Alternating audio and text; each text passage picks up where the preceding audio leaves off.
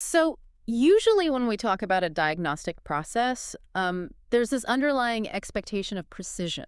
Right. Yeah, totally. It's supposed to feel like engineering or math. Exactly. Like, say you fall off your bike, your arm swells up, you go to the hospital, and the x-ray shows that jagged white line on the bone. Right. It's a binary state. I mean, the bone is broken or the bone is intact. The visual evidence is right there in front of you. And the interpretation of that evidence is universal. The doctor points to the screen and says, well, there it is. Yeah. Nobody argues with the x-ray machine. Right. But then you step out of the hospital and into the world of our modern information ecosystem. Oh, boy. Yeah, that's a whole different story. It really is. You look at the news trying to get a diagnosis of what is actually happening in reality, and you realize that the x-ray machine is just like completely malfunctioning. Mm-hmm. The diagnostic landscape of the media just isn't binary anymore. No, not at all. It's distorted, it's heavily filtered, and frankly, a lot of people believe it is fundamentally broken. Which is exactly why we're here today. Yes. Today, we are cracking open a highly charged, incredibly revealing transcript from a Dutch panel discussion. And this panel really attempts to figure out exactly why that machine broke down. Yeah, it was hosted by a platform called Nieuwe Wereld, which translates to the New World, and they gave it a very fitting title, actually. They really did. They called it De Groot Media Clash, or The Great Media Clash. And honestly, the word clash is doing a lot of heavy lifting there. Oh, for sure. It's an understatement, really. Right. Because what makes this specific transcript so valuable is the deliberate friction of the guest list.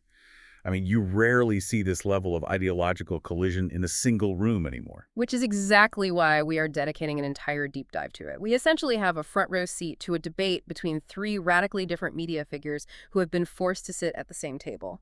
Forced is a good word for it. And when we say radically different, we mean they occupy completely different universes in the information space. Yeah, let's break down who is actually in this room. First, we have Weird Doak. He's a prominent, mainstream, right-leaning opinion maker who writes for De Telegraaf. Right. And just for context for you listening, that is one of the absolute largest national newspapers in the Netherlands. It's very mainstream. Exactly.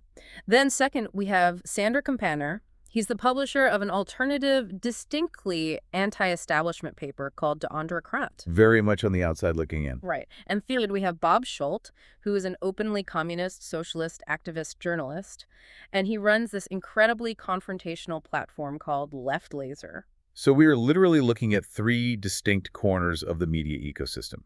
You've got the established conservative mainstream, the populist alternative, and the radical progressive left. It's like a recipe for an explosion. They disagree on almost every single political outcome. Yeah, and this is the fascinating part, as we dig into this transcript, we find this deeply unsettling consensus among them. Wait, they actually agree on something. They do. They completely agree regarding the rot at the core of modern journalism. Wow. Okay, but before we really get into the mechanics of their arguments, I want to set the baseline for you, the listener. Yeah, that's crucial here. Because what makes this panel so fascinating is the sheer spectrum of political ideology on display. We're going to explore highly political viewpoints from both the left and the right today. And we are reporting this impartially. Exactly. I need to make it explicitly clear that we are looking at this purely analytically today. We are not endorsing any of these political ideologies or viewpoints. Right. Our job today isn't to agree with their worldviews or validate their specific claims. No, our job is to look at the architecture of their arguments. We're using this panel as a diagnostic tool to understand how the news is constructed, who is shaping it, and why public trust is just evaporating. Because in an era characterized by absolute information overload, understanding how the map makers draw the map is really the only way to navigate the territory. That's a great way to put it.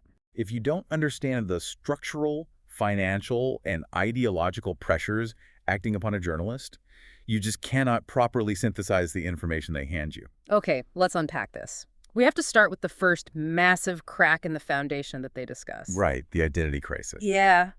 The panel begins by interrogating a concept that used to be universally understood, but is now fiercely contested territory.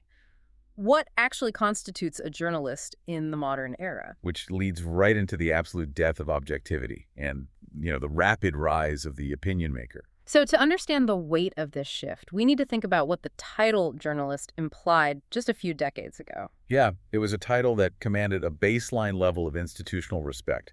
It was almost adjacent to a judge or an academic. Exactly. It implied you were a neutral arbiter of facts. Yeah. But this panel just completely dismantles that premise. They really tear it apart. And Weird Duke's personal career trajectory serves as the perfect case study for this.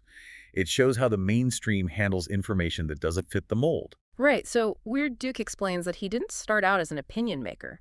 For years, he was a traditional reporter. A very experienced one, too. He lived in Russia for a decade. Yeah, 10 years. He traveled extensively across the country, he speaks the language fluently, and he understands the historical and cultural psychology of the region intimately.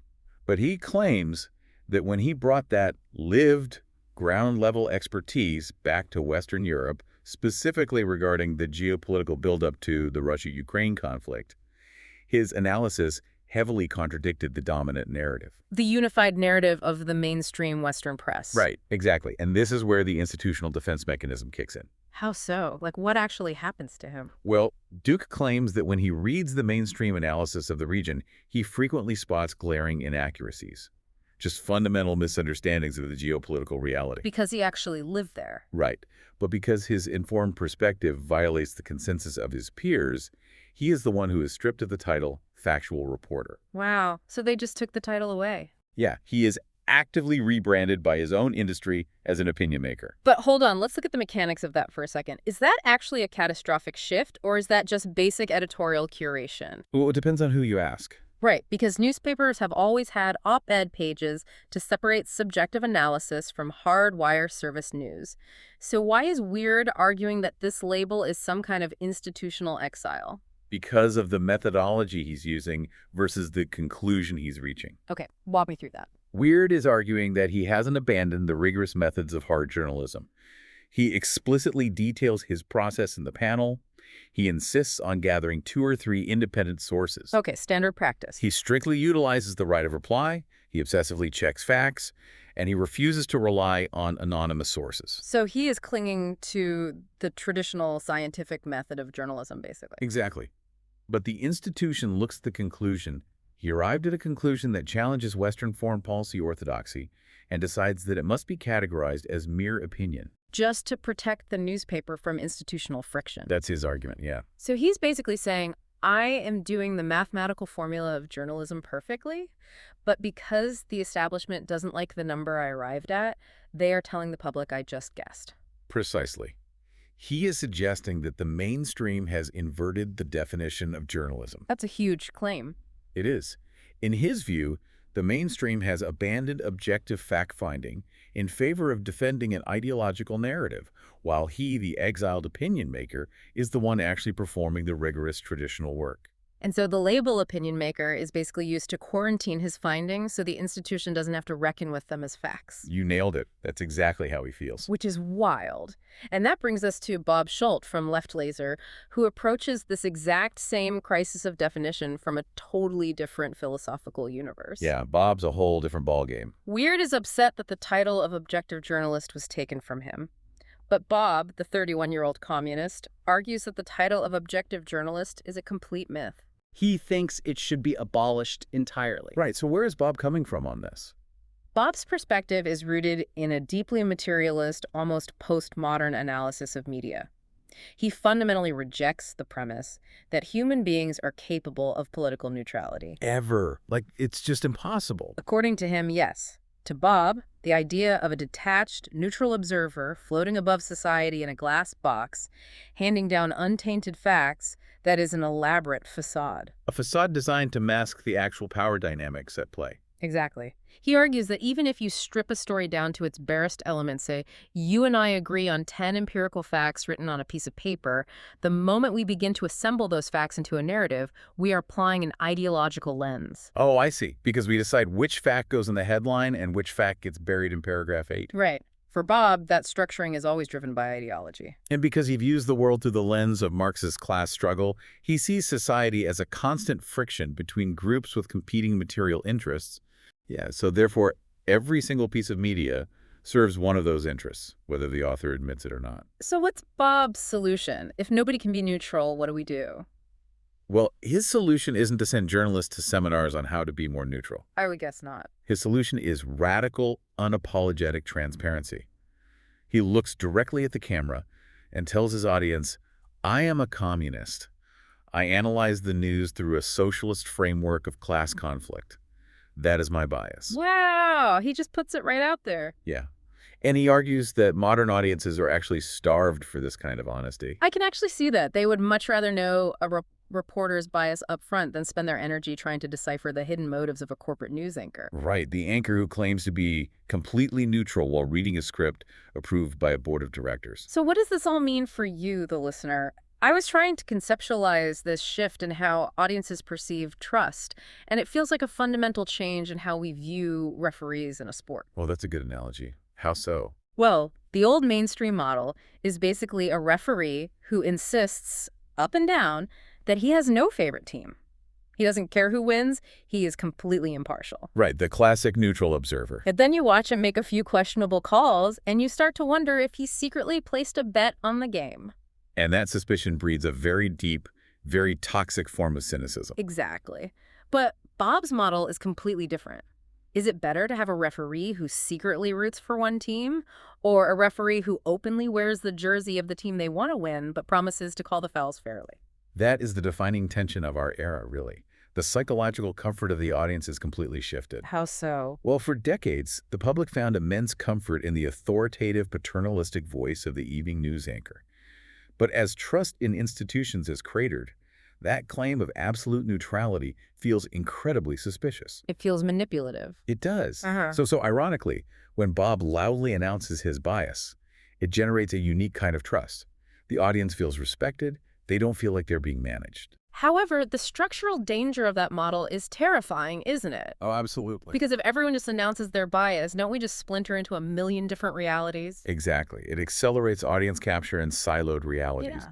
If you only ever watch the referee who wears your team's jersey, you lose the shared language required for a functioning democracy. And Weird Duke actually pushes back on Bob regarding this very point. He does. Yeah. Weird argues that even if you possess a strong ideological lens, you have a professional and moral responsibility to invite opposing viewpoints into your arena. You have to engage in good faith dialogue. You cannot just preach to the choir. Right. And Bob counters that by pointing out a massive structural hypocrisy in how the mainstream gatekeeps that dialogue, which we will dissect deeply in a few minutes. But just stepping back for a second, it is profoundly revealing to watch a traditional conservative from a major national paper and a radical communist from an alternative platform completely agree that the old architecture of objective journalism is a ruin. It really proves that the crisis of faith in the media is not a partisan phenomenon. No, it isn't just the right complaining or the left complaining. It is a structural collapse.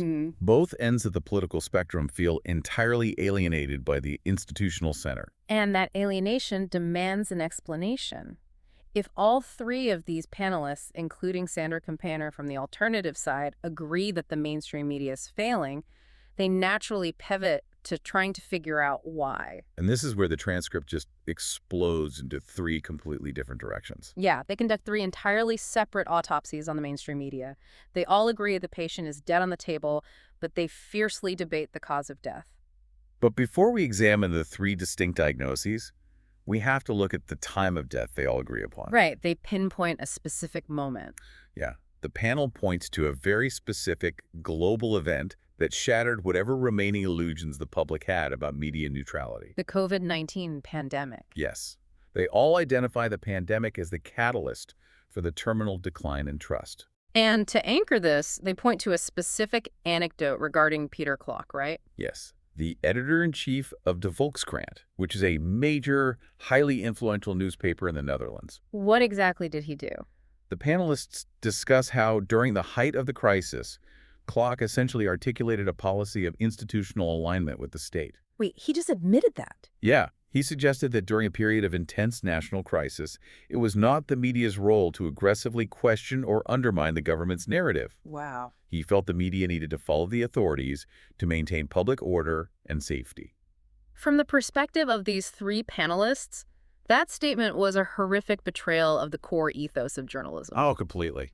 And Weird Duck seizes on this to highlight the mainstream media's latent obedience to authority. I mean, if your underlying philosophy is that you suspend your critical faculties and accept the state narrative during the single most consequential global crisis of our lifetimes, then you aren't a watchdog anymore. No, you're a stenographer. Oh, exactly. It confirmed the worst suspicions of the alternative media space. It signaled that when push comes to shove, the mainstream press views its primary function not as relentless truth-seeking, but as consensus building. Managing the psychology of the public on behalf of the state. Exactly. So the pandemic is the breaking point. The trust is gone. Now, let's look at the autopsies to figure out what fundamentally broke the machine. Let's do it. Autopsy number 1 comes from Bob Scholl, the resource crisis. Now, given that Bob is a Marxist, you might expect him to deliver a sprawling theory about capitalist hegemony and corporate mind control. Right. That would be the stereotype. But his diagnosis is incredibly grounded. It really is. It is deeply materialist, which perfectly aligns with his Marxist ideology, but it manifests in a very pragmatic critique of modern newsroom economics. So what's his core argument? Bob argues that the root cause of the media's failure isn't some grand, shadowy conspiracy. It is simply a catastrophic lack of funding for actual shoe-leather investigative reporting. He paints a really bleak, sterile picture of the modern journalist. He describes them as desk-bound aggregators. Yeah, they don't leave the office. They sit in front of screens, entirely dependent on push notifications, digital feeds, and official press releases from the police or corporate PR departments. It's sad, really. To a modern journalist, if an event doesn't trigger a digital alert from an official institution, the event literally does not exist. This touches on a profound philosophical question. What is the definition of news? Right. If a newsroom only reports the information that authorities explicitly package and hand to them, they have entirely ceded the power of observation to the state. And Bob argues that true journalism, the kind that uncovers things people in power want hidden, is incredibly expensive. It is. It requires time, travel, legal backing, and the resources to verify facts independently over months. But because modern media conglomerates have financially hollowed out their newsrooms to maximize digital profit margins, they default to the absolute cheapest form of content creation. Which is rewriting official statements. But wait, let me challenge that premise for a second. Major national newspapers still have multi-million-dollar operating budgets. They have massive corporate backing. Sure they do. So is Bob really trying to tell us that a national outlet can't afford a 50-euro train ticket to send a reporter to a crime scene? Well, it's not that the money doesn't exist within the parent corporation. It's about how the capital is allocated. Okay, the incentive structure. Exactly. The financial incentive structure of modern digital media rewards volume, speed, and engagement metrics. A reporter sitting at a desk can churn out 5 aggregated stories a day that generate immediate ad revenue. And sending that same reporter into the field for 3 days might yield 1 story. Right, and it might not even go viral. The economic model structurally discourages field work. And Bob provides a fascinating street-level example of how this plays out in reality. He brings up the arrest of a right-wing extremist known in the media as Thomas D. Yeah, this story perfectly encapsulates his point. Apparently, rumors were swirling that something major had happened, and the mainstream media newsrooms knew about it. But we're completely paralyzed. Right. They sat at their desks waiting for the official police apparatus to issue a statement confirming we have arrested this individual. Until they had that permission structure from the state, they wouldn't publish a single word. They needed the institutional stamp of reality. Exactly. But Bob and his tiny independent team at Left Laser, they just went outside.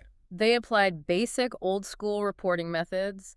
They figured out where the guy lived, they drove to the neighborhood, and they walked up to the house. And they saw with their own eyes that the front door had been physically kicked in. They started knocking on neighbors' doors, asking questions, gathering context. And the neighbors didn't hand them a neat official press release always. No. But by putting all these physical puzzle pieces together on the ground, Bob's team broke the story days before the mainstream media felt authorized to do so. Bob uses this anecdote to prove that the mainstream apparatus has literally forgotten how to look at the physical world. It is a devastating critique of the desk-bound nature of modern media. But Weird Duke listens to Bob's economic argument and fundamentally rejects it. He doesn't bite it at all. Which brings us to autopsy number 2, the ideological shift. Weird says the rot isn't financial. Right. Weird counters Bob by saying, look, I work at the Telegraph. We have plenty of reporters out in the streets day and night doing the exact kind of fieldwork you were talking about. So money isn't the primary issue for him. No. For Weird, the true disease killing the mainstream media is an ideological takeover driven by diversity, equity, and inclusion policies, or DEI. Okay, so Weird argues that over the past 10 to 15 years, a fundamental shift in hiring practices has occurred. Yeah, in an effort to increase representation, newsrooms have heavily recruited from specific university programs and urban demographics. But Weird's perspective is that this hasn't created a diversity of thought. He claims it has inadvertently engineered an ideological monoculture. Right.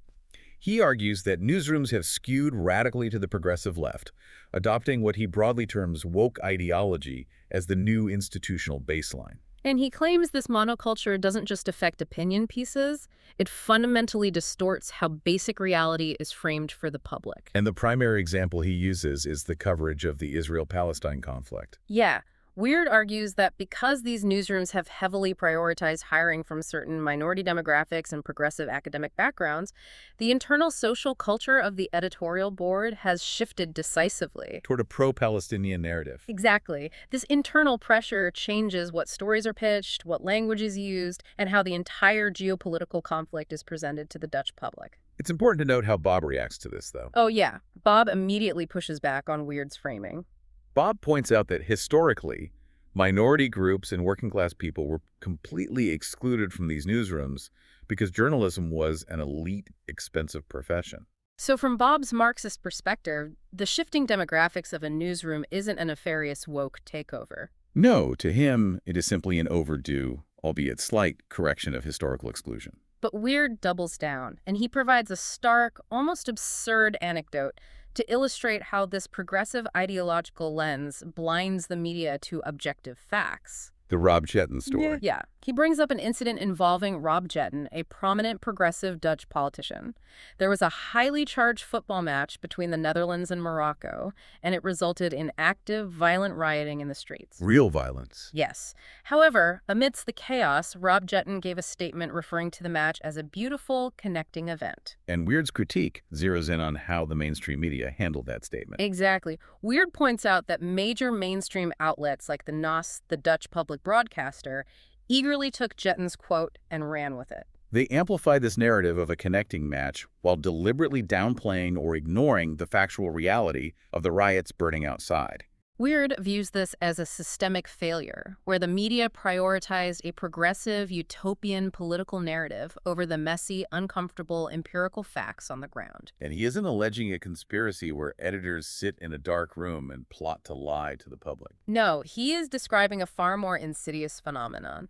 A homogenous workforce that is so deeply insulated inside its own ideological bubble that it genuinely believes it is doing the right thing by curating reality. They believe they are protecting the public from the ugly truth that might fuel reactionary politics. So we have Bob's diagnosis of financial starvation leading to institutional dependence, and Weird's diagnosis of progressive ideological capture leading to the curation of reality. Which brings us to autopsy number 3. Yes, from Sander Campaigner, the publisher of the alternative Die Andere Krant. And his diagnosis bypasses both the budget and the culture war entirely. He focuses on structural power and the psychology of self-censorship. Sander zeroes in on the corporate ownership structure of the media landscape. He highlights a specific reality in the Netherlands that is crucial to understand.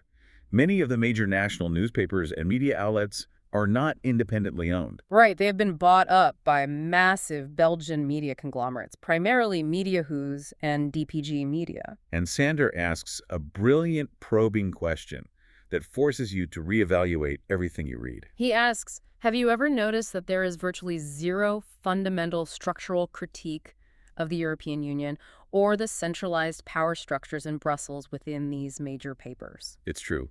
Sure, they might write an op-ed quibbling over a specific agricultural quota or a minor regulatory policy, but they never, ever question the democratic legitimacy of the EU institution itself. Now, Sanders is very precise here. He doesn't fall into the trap of a cartoonish conspiracy. No. He explicitly states that the Belgian CEOs of media who's are not picking up the phone, calling the newsroom floor in Amsterdam, and screaming at editors to spike stories that criticize Brussels. Right. It is not top-down dictatorial censorship. Right. It is way more insidious and, honestly, way more effective. It is a culture of self-censorship driven by peer pressure and career survival. Exactly.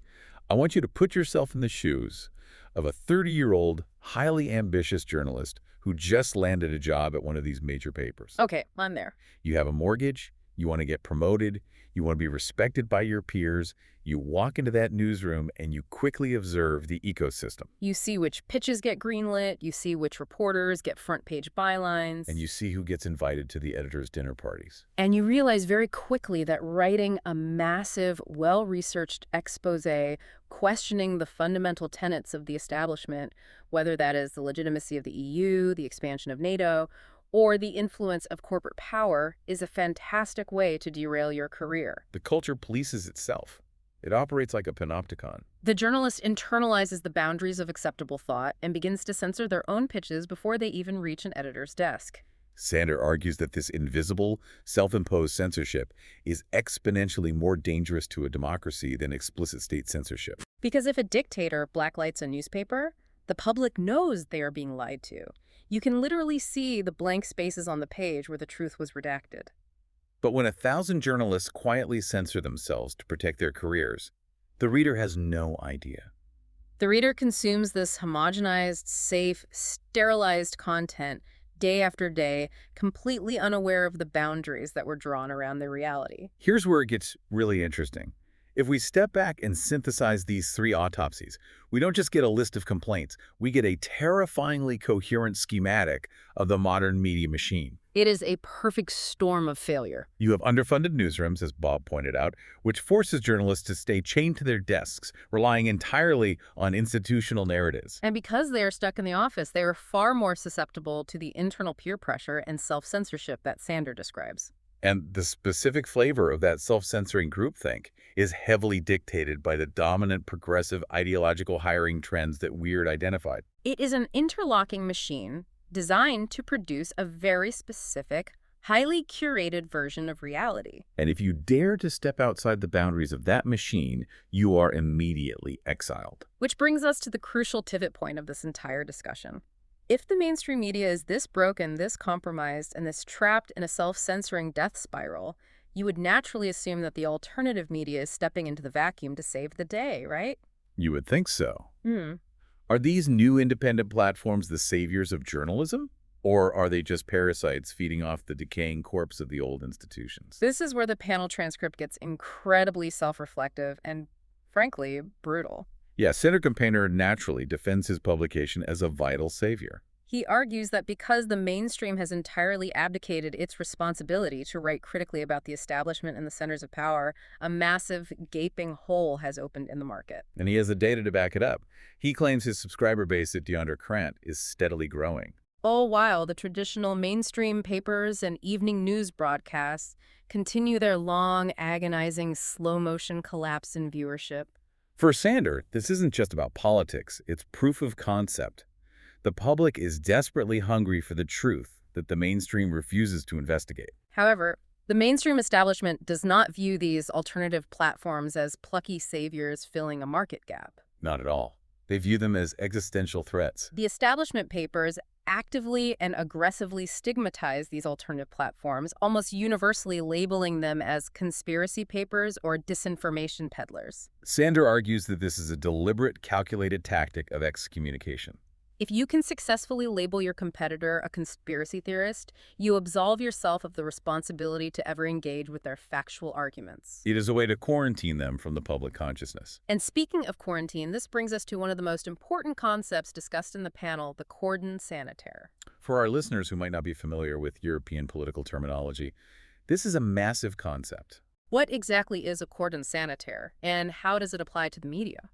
Well, historically, a cordon sanitaire was a physical barrier implemented to stop the spread of an infectious disease, like the bubonic plague. You would place a sanitary ring around an infected city, and no one was allowed in or out. Exactly. In modern European politics, specifically starting in Belgium to isolate the far-right Vlaams Bloc Party, it became a political strategy. It means that all mainstream political parties agree to place a metaphorical sanitary barrier around a radical party. Refusing to form coalitions with them or engage with them, effectively locking them out of power, regardless of how many votes they get. And Bob Schult, the radical socialist, brings up a completely fascinating double standard regarding how the mainstream media applies this quarantine. Yes.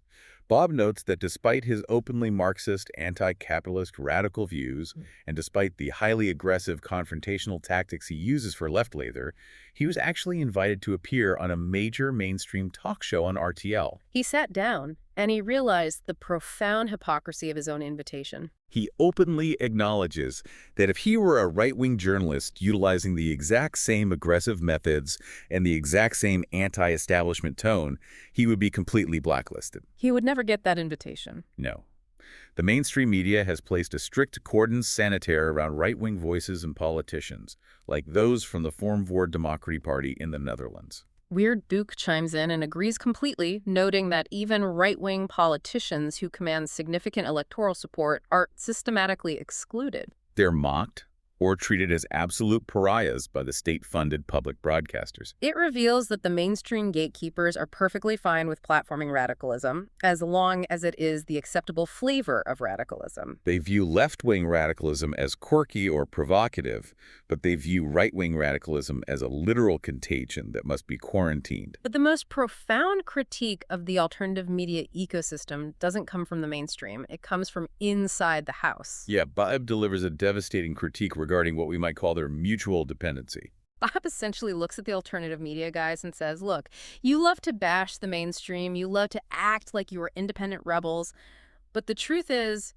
you actually need them to survive. Because doing actual groundbreaking investigative journalism, spending 6 months, digging through corporate tax records, filing FOIA requests, running down confidential sources, it costs a fortune. And alternative platforms, whether it's Left Laser or Dion Descrant, simply do not have that kind of capital. So what do? They piggyback. Exactly. Bob points out that the alternative media ecosystem relies heavily on the hard, expensive facts uncovered by the few remaining reputable investigative programs within the mainstream. Programs like Zembla or Argos in the Netherlands. The mainstream does the heavy lifting to unearth the facts, and then the alternative media takes those facts and remixes them, Respinning the narrative to fit their own anti-establishment ideology. They act as a commentary track on the mainstream news rather than an independent news-gathering operation. They are completely dependent on the very infrastructure they claim to despise. Now, Sander does push back on this a bit. He doesn't want to cede the moral high ground to the mainstream investigative shows. He argues that programs like Zembla aren't exactly flawless paragons of truth either. Right. He claims they have made egregious, life-ruining errors. He cites an instance where they allegedly pasted disparate tweets together out of context to frame an individual who subsequently lost their job. And Sanders' main point is that when the alternative media makes a mistake, the mainstream crucifies them. But when a mainstream show like Zembla ruins a life with sloppy reporting, the traditional journalist class completely protects them. There is zero institutional accountability. Sanders' critique of mainstream hypocrisy is valid, but Bob's underlying structural point remains undeniable. The alternative media is largely reactive. Which poses a really uncomfortable question for you, the listener. If alternative media is just reacting to and spinning the facts uncovered by traditional media, are they actually reporting the news or just remixing it for a specific audience? Think about the media diet you consume every day. If your favorite independent podcaster or your favorite alternative YouTube channel is just reacting to, attacking, or spinning facts that were originally uncovered by the New York Times or the Wall Street Journal, are you actually getting alternative news? Or are you just being intellectually pacified by a commentator who is remixing reality to serve your specific bias? And that leads directly to the most dangerous phenomenon within the alternative media space, audience capture. If the mainstream media is trapped by corporate self-censorship, the alternative media is trapped by a digital hostage situation. I want to spend some time on this because Weird Duke's explanation of this is wild. It really is. Weird is a guy who writes for a conservative paper. He takes incoming fire from the progressive left all day long. He is used to being hated by the establishment. But he says the most vicious, vitriolic attacks he receives don't come from the left. They come from his own side. They come from the alternative anti-establishment crowd. Weird provides a highly illustrative example regarding vaccines. He says that if he goes onto a platform like Nieuwe Wereld and utters a single, slightly moderate sentence, something as innocuous as, hey guys, regardless of the mandates, the vaccines themselves might have actually helped mitigate some severe illness, the backlash is insane. The backlash from the alternative audience is instantaneous and absolute. He describes their behavior as sectarian. It's like a cult. It is the exact definition of a digital sect. Mm. The alternative audience, in its rejection of the mainstream, has constructed its own incredibly rigid, unforgiving orthodoxy. And if a figure like Weird steps even 1 millimeter out of line, if he doesn't adhere 100% to the anti-establishment dogma on every single issue, the audience turns on him with a ferocity that the mainstream can't even match. It just completely shatters the illusion that alternative media is some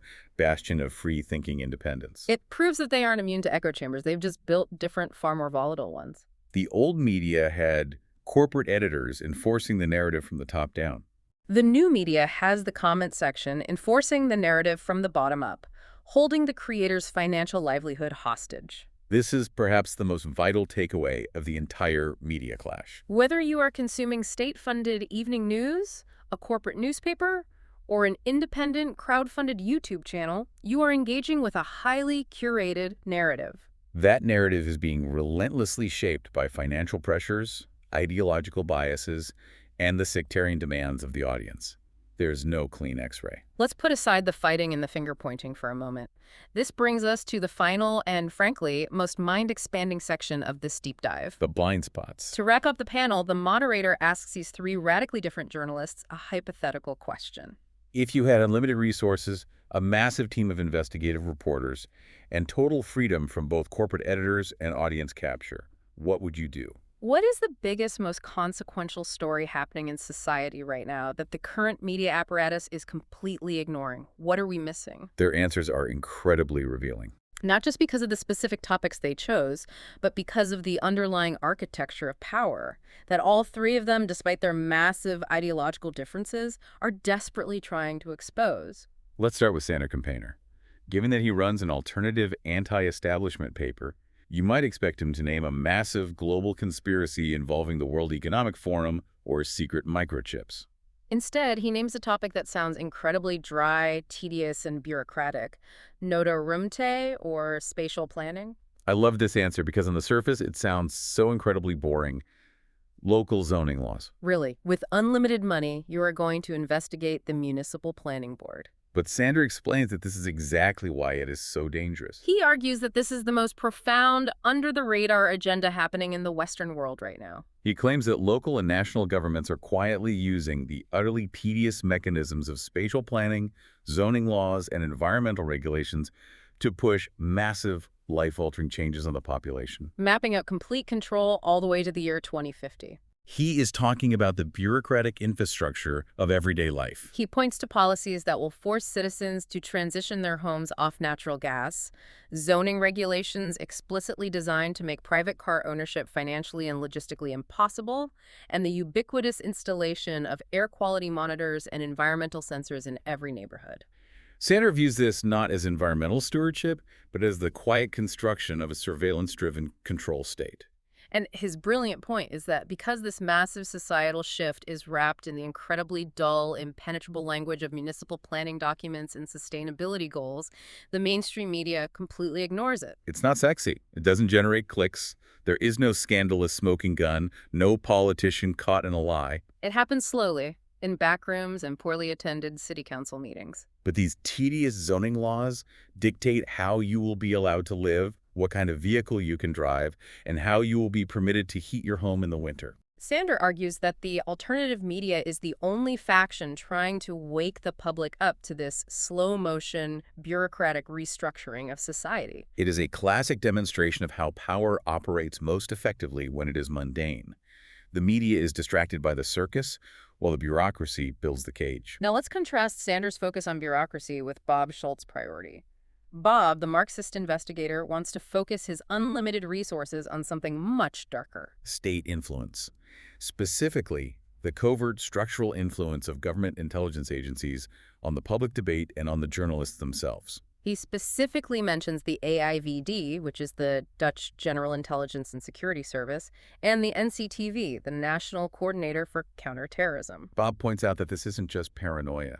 There's documented historical precedent. He notes that in the past, a significant portion of Dutch journalists who traveled abroad, for example, to cover the Olympics in China or Russia, were quietly approached by state intelligence services. And asked to act as assets, gathering information for the state under the cover of journalism. Bob wants to map the exact extent of this relationship today.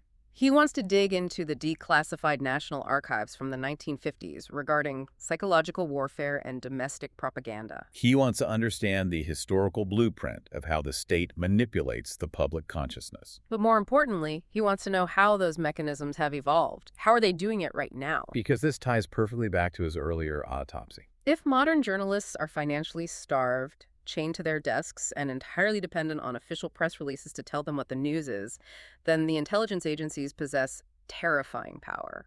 They can shape the entire national reality simply by deciding which pieces of information they leak to friendly reporters and which facts they withhold. Bob views the modern media landscape not as an independent watchdog, but as a potentially compromised extension of the state intelligence apparatus. Which brings us finally to Weird Doke's priority. While Sander focuses on the tedium of bureaucracy and Bob focuses on the shadows of state intelligence, Weird believes that everything else is entirely secondary to the culture war. For Weird, the defining existential story of our era, the story that the mainstream media is deliberately and systematically obfuscating, is the decline of Western liberal democracies. Due to mass immigration and the rise of radical Islam? He argues that the mainstream media is fundamentally failing to cover how these massive demographic and cultural shifts are altering the fabric of Western society. He believes that the progressive, DEI-driven ideological bias we discussed earlier acts as a blindfold. It prevents journalists from looking honestly at the social friction, the breakdown of social cohesion, and the crises caused by these rapid changes. For Weird, if you are investigating zoning laws or intelligence leaks while ignoring the fundamental demographic transformation of your society, you are fighting a rearguard action while the castle is falling. Now, I want to pull all of this together. If we synthesize these three wildly different answers, Sanders' spatial planning, Bob's intelligence agencies, and Weird's demographic cultural shifts, a striking unified pattern emerges. Despite their massive ideological differences, all three of these men prioritize themes of hidden structural transformation. Yes. They all fundamentally agree that the daily news cycle that we consume, the partisan bickering on Twitter, the minor political scandals, the endless barrage of push notifications, is basically just a manufactured distraction. Precisely. They all believe that the mainstream media is completely failing to cover the deep tectonic movements that are actually shaping the future of human society. Sanders sees the hidden control in bureaucratic environmental zoning. Bob sees it in the shadowy manipulations of state intelligence. Weird sees it in the systemic downplaying of massive cultural and demographic shifts. They are all warning us that we're arguing about the paint color of the ship while the hull is structurally compromised. So how do you, the listener, apply this incredibly dense media clash to your actual daily life? The next time you open a news app or turn on the evening broadcast, I want you to try looking at the stories through these three specific lenses. If you see a local story about a new environmental ordinance or a traffic reduction zone, ask yourself, what is the long-term, 20-year bureaucratic agenda hidden beneath this language? If there is a major breaking story about a foreign conflict or a sudden domestic terror threat, pause and ask, who exactly is feeding this narrative to the press behind the scenes, and what do they gain from it? And if there is a story regarding national identity or immigration, ask yourself what cultural shifts are being aggressively highlighted and which uncomfortable realities are being carefully, deliberately ignored. It is about developing a robust critical immunity. You have to stop asking the basic question, is this fact true? And start asking the structural question, why is this specific truth being presented to me in this specific format by this specific institution at this exact moment in time? Which brings us to the end of our journey today. We have covered an incredible amount of ground. We started by examining the death of the objective journalist, realizing that the old model might be a relic of the past, replaced by quarantined opinion makers and fiercely transparent partisans. We dug deep into the three autopsies of the mainstream media: Bob's critique of the financial starvation that leads to institutional reliance, Weird's diagnosis of progressive ideological capture, and Sanders' exposition on the psychological panopticon of corporate self-censorship. We dissected the precarious and often hypocritical nature of the alternative media, how it acts as a vital counter-narrative, yet heavily relies on the investigative infrastructure of the mainstream it despises. All while being constantly threatened by the sectarian, hostage-taking demands of its own audience. And finally, we looked at the massive, hidden tectonic plates shifting beneath our society: bureaucratic spatial control, state intelligence manipulation, and sweeping cultural upheaval. Before we go, I want to leave you with one final, deeply provocative thought to mull over on your own.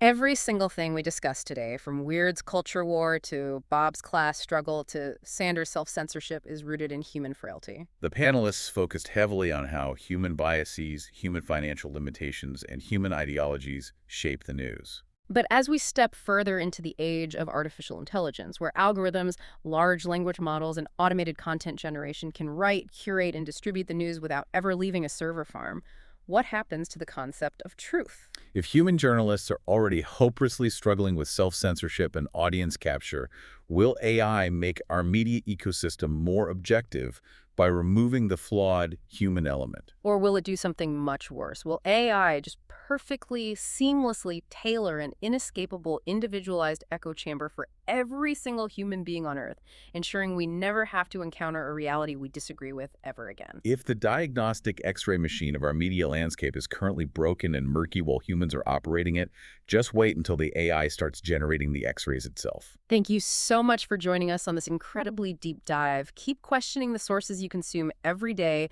look for the hidden structures, and we'll see you next time.